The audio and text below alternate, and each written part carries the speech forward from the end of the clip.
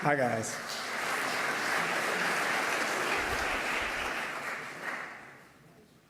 There's not enough time for me to tell you how much Lemmy meant to me and all of the amazing experiences that I had with him.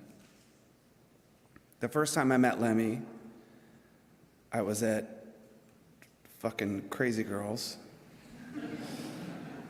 about 20 years ago. And I was walking back to the men's room.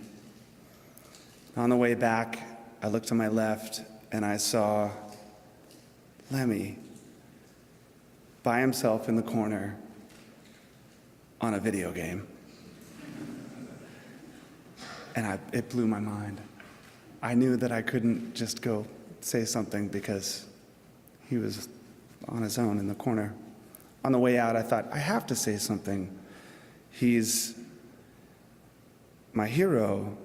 He's the one true rock and roller that bridged my love of AC/DC and Sabbath and Zeppelin with my love of GBH and the Ramones and Black Flag. So I walked up and I said, "Excuse me, Lemmy, I don't want to bother you, but you've influenced me so much. You're my musical hero. I'm a musician. I play in the Foo Fighters, and I was in Nirvana." And he looked up from the video game, and the first thing he ever said to me, he said, "Hey, I'm sorry about what happened to your friend." And in that moment, he went from being this gunslinging, whiskey-drinking, badass motherfucking rock star to being this gunslinging, whiskey-drinking, badass motherfucking rock star with a heart. And I walked away and I thought, if I never see him again, that's enough for the rest of my life. Well, then we became friends. And it's one thing when you have a hero, but it's another when your hero becomes your friend. And over the years, I have great stories of going to his apartment and walking through the aisles of pornos and magazines like a Hoarders episode. And the first time I was or going to the Rainbow and ordering 2 Jack and Cokes, and the waitress brings 2 Jack and Cokes and his fucking mail.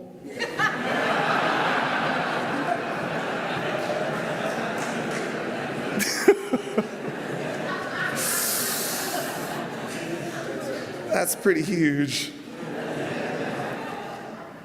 Or the one time when I texted him, I said, "Hey man, my band's playing at the Pantages Theater tonight. You should come down and check it out." He said, "All right." I said, "It's an acoustic show. It's not like a big rock thing." He goes, "Oh, okay."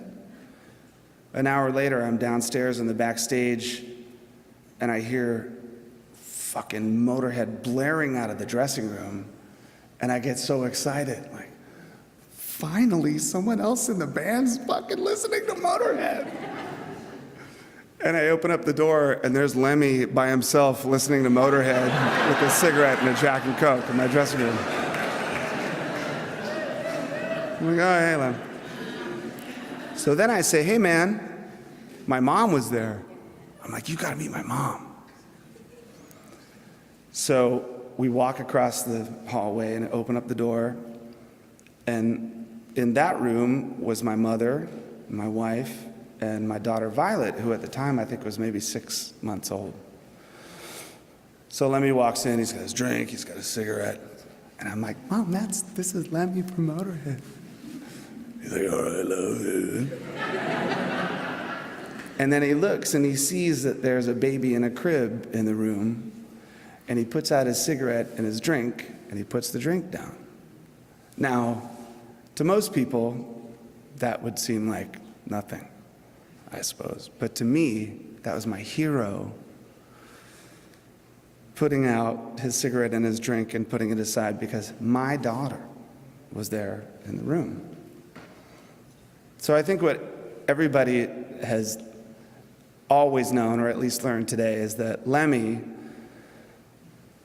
was not only that gunslinging, whiskey-drinking, badass motherfucking rock and roll star, but he had the biggest heart, and he set such a great example because he was so kind to everyone.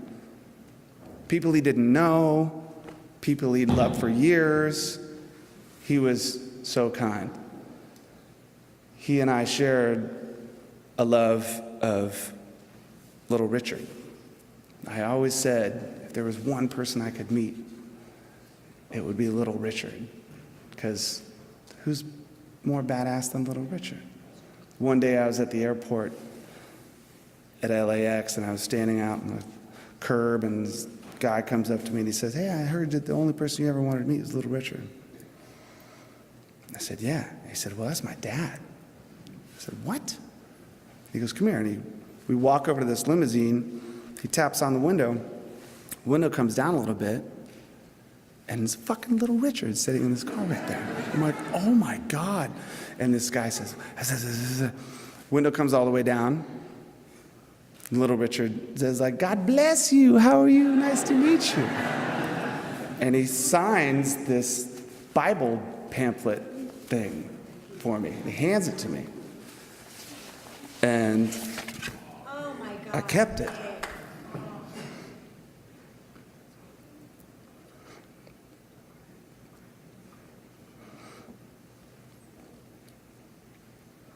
And I wanted to give it to him on his birthday. But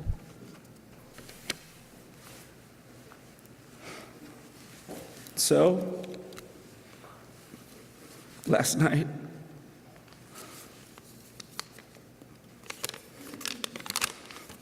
I sat and tried to find something to say. And I know that Lemmy wasn't a religious man. Fucking Lord knows neither am I. But this is a song that Little Richard sang. And I thought I'd read it. It's called "Precious Lord, Take My Hand." Precious Lord, take my hand. Lead me on, help me stand. Lord, I'm tired, I'm so weak. Lord, you know I'm worn.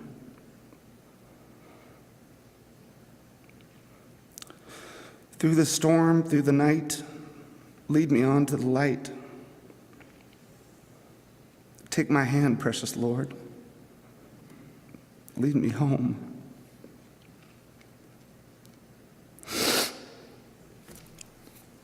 When my way it gets kind of dreary, precious Lord, somewhere near.